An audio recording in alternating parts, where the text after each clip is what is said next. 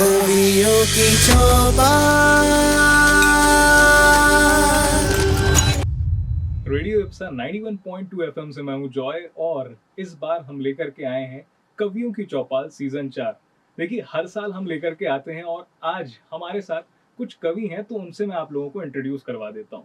इस कवि सम्मेलन के जो संचालक होने वाले हैं वो हैं अवनीश पाठक जी और हमारे साथ होने वाले हैं चेतन जोशी जी जो कि हैं सॉन्ग राइटर कांटा फोड़ से। वानी अमित जोशी जी हैं जो कि कवित्री हैं इंदौर से। दिव्यांश पाठक जी हैं जो कि सॉन्ग राइटर हैं सैलाना से। दिव्यांश श्रीवास्तव जी जो कि वीर रस लिखते हैं जो कि हैं इंदौर से। इतना अद्भुत गीत चेतन भैया ने हम सभी के समक्ष रखा।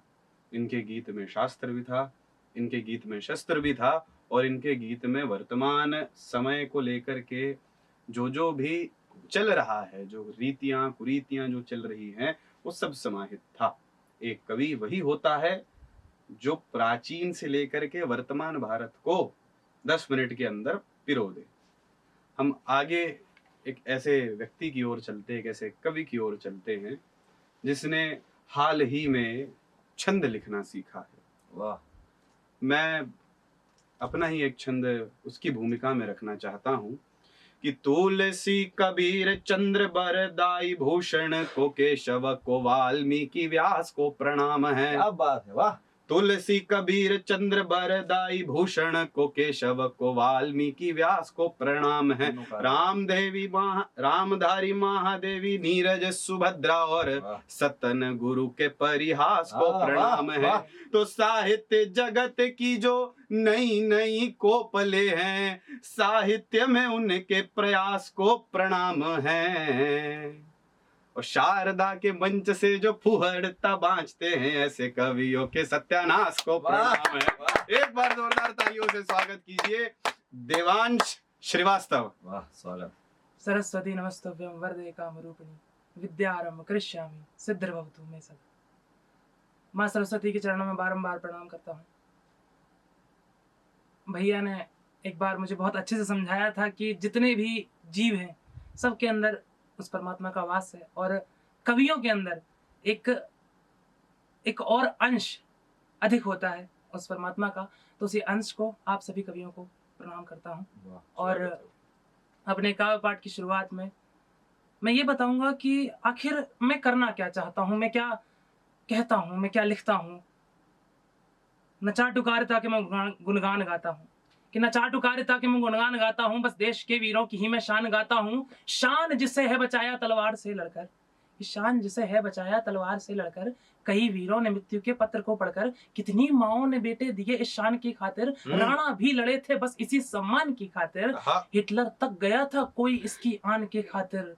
कभी रोकर कभी हंसकर छाती पीट कर गाता हूँ मैं, और जागे जरा सब सोए लोग सो चीख कर गाता हूँ मैं। वाह वाह वाह, बहुत बढ़िया। जब मैं अपने भारत का इतिहास देखता हूं तब मुझे मिलता है कि मेरे भारत में ऐसे ऐसे लोग हुए हैं जिन्हें आज देवता तुल्य माना जाता है।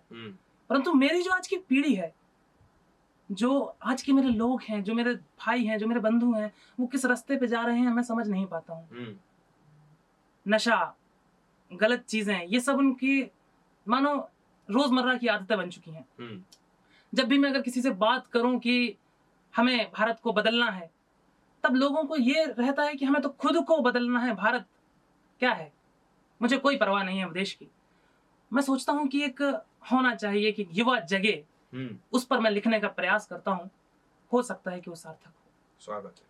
कि जिस दिन युवा जगा और यह पता लगा, शुप्त इन पीढ़ियों के भाग जाग जाएंगे। रक्त में उबाल लाए धरा पग से हिलाए, कायरों के स्वर में विनया राग लाएंगे। कि देश को बनाए नया, श्रम को तैयार रहे, क्रांति जो करेगी आग नई वो जलाएंगे। और जो अनंत काल से है सबका वही है सार, सनातन संभालेगा धर्म वो बढ़ाएंगे। बहुत बढ़िया, बहुत बढ़िया। आज प्रजापालक वीर शिरोमणि महाराणा प्रताप की जयंती है। जब मैंने महाराणा प्रताप के बारे में पढ़ा तब मैंने ये पाया कि महाराणा प्रताप कोई ऐसे राजा नहीं है जिन्हें विरासत में उनके पिता ने उन्हें राज्य दिया हो। महाराणा प्रताप एक ऐसे राजा हैं जिनके भाई को राज्य दे दिया गया था। उनकी प्रजा की इच्छा से, वरिष्ठ गणों की इच्छा से महाराणा प्रताप राजा बने हैं। और ऐसा राजा जिसे प्रजा ने राजा बनाया हो, जब वो राजा बनता है और हल्दी घाटी का युद्ध लड़ता है, तब उस युद्ध पर आपको लेके चलता हूँ कि क्या उधर का दृश्य होता है, बताता हूँ आपको। देखिए कि कहीं पर मस्तक कटे हुए पड़े हैं, कहीं पर धड़ कटे हुए पड़े हैं, कहीं पर घोड़े मृत पड़े हैं और कहीं पर हाथी मृत पड़े हैं। यहाँ बस चीख पुकार मची हुई है, जय भवानी के नाद हो रहे हैं। यहाँ ऐसा लग रहा है जैसे स्वयं शिव तांडव कर रहे हों। राणा की आंखों का क्रोध और रौद्र रूप उनका ऐसा लग रहा है कि मानो स्वयं वीरभद्र उतर आए हों धरती पर। जब आप एक देखेंगे दृश्य कि महाराणा प्रताप के बहनोई को दो लोगों ने, एक मान सिंह और एक बहलोल खान ने मार दिया है।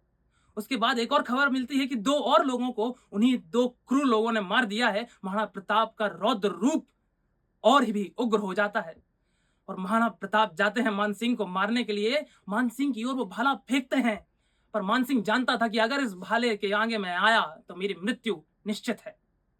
मान सिंह झुका और वो भाला उसके आसन पर जा लगा जो हाथी पर था। पर मृत्यु आई थी बहलोल खान की, जो उसने राणा को ललकारा कि राणा, आज अकबर मुझसे खुश होगा कि तुमने मेवाड़ केसरी को मार दिया। राणा का क्रोध उस पर इस कदर टूटा कि वो कथा, वो दृश्य आज भी इतिहास में जीवित है। जब महाराणा प्रताप चेतक पर बैठे, चेतक उछला और एक ही बार में बहलोल खान और उसको घोड़े सहित चीर दिया। तब मैं लिखने का साहस करता हूं, सुनिएगा कि धरती ये वीरों की है, रगों में ही तेज यहाँ, खड़ग की नोक पे जो बात काट देते हैं। रण में कभी जो आए भवानी का नाद करें, बरछी कटारों से जो भुजा छांट देते हैं। शीश जो अलग हुआ धड़ से वो लड़ते हैं, रण से ना लौटने को मौत डांट देते हैं।